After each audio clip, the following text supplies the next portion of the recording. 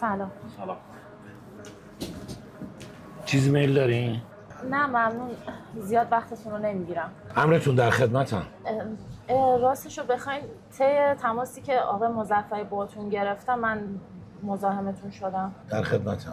راستش چجوری بگم، من همسرم فوت شدن، بعد جایی که میشینیم صاحبخونه جوابمون کرده و نیاز به یه مبلغی پول دارم و آقای مظفری گفتم میتونم از شما کمک بگیرم.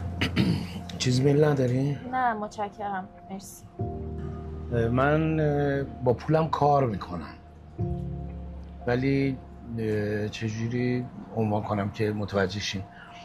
از وجنات شما معلومه که شما یه خانم خانواده دار و اصیلی هستین. چجوری میتونین برگردونین؟ راست شرایط مالیم الان جوری نیستش که بتونم به زودی برگردونم، ولی هر جوری شما بگین در خدمتم.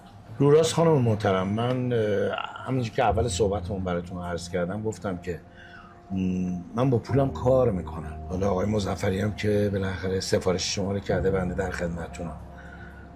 من باهاتون قرار میذارم فردا تشریف بیارید دم بانک، کارتون رو راه میندازم، هر موقع تونستین پول رو به من برگردونی. اگر نه که آقای مظفری خودشون از دوستای عزیز من هستن، خیالتون راحت باشه، کارتون راه میفته. از اونجایی که امام رضا هیچی رو دست خالی بر نمیگردونه، من از شما خیلی ممنون.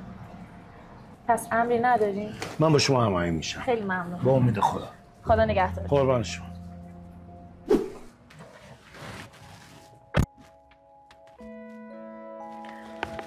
قربونت برم که هیچ وقت دستم رو درد نمی‌کنی.